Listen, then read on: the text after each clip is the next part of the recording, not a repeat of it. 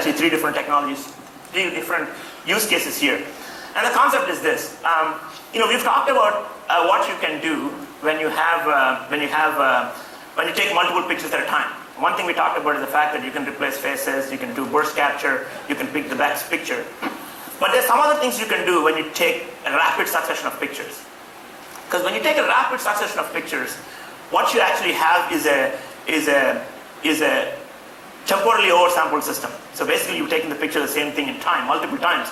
So now you're able to use that information to produce a much better picture if you just took it only once.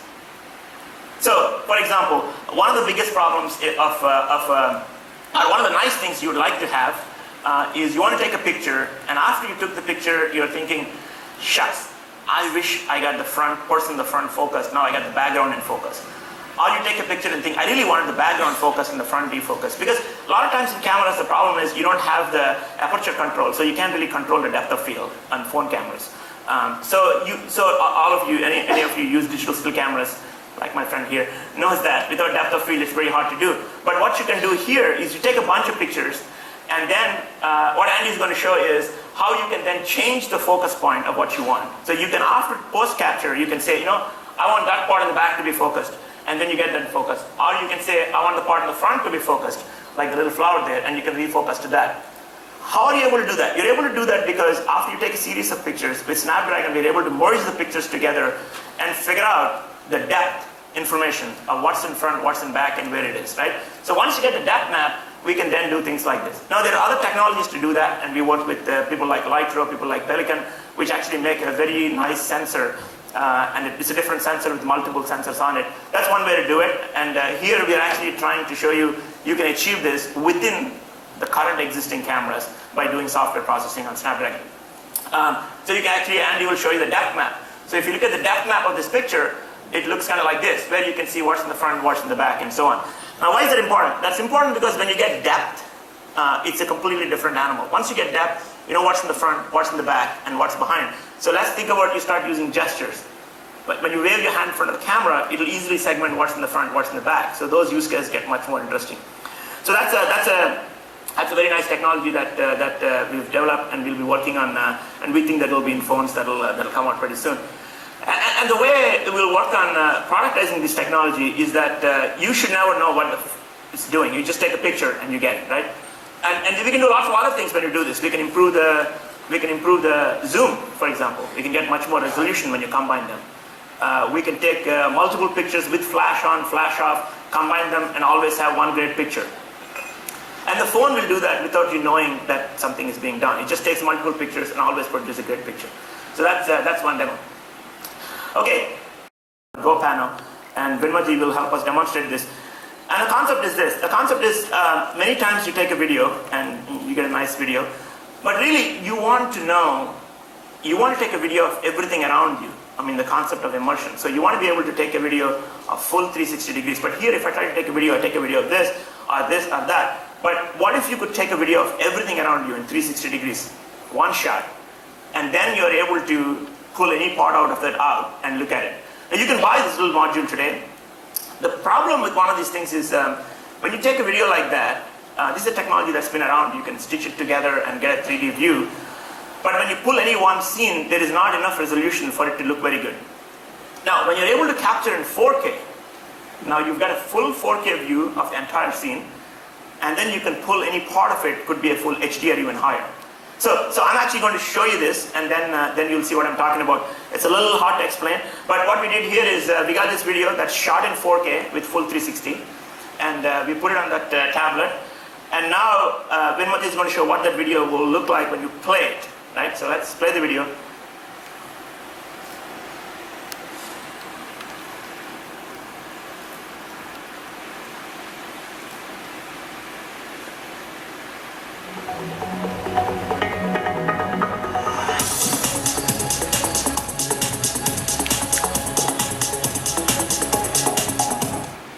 So actually when you see that, the video is playing, but the video, as it scrolls, it's actually scrolling because she's moving the scene. So you can see now, as you rotate, you're actually going to look inside the world. So the video itself is a full 360 degree view. And as you rotate that, so you're able to see, like for example here, you can actually see when you scroll, and you can see full 360 degrees around you and what it looks like, right? So now just imagine capturing videos of everything in that full 360 degrees, and then you can pull any part of it you want and show that. It's a completely different way of immersion of how you take video. So you can see that and we're doing this real time on Snapdragon. We're actually decoding the video at 4K, pulling the pieces out, stitching it back together, and displaying it, and we can capture it at that rate.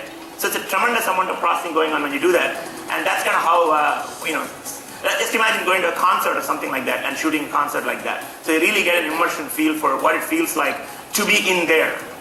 And then you can create your own particular view of that later on and send it out.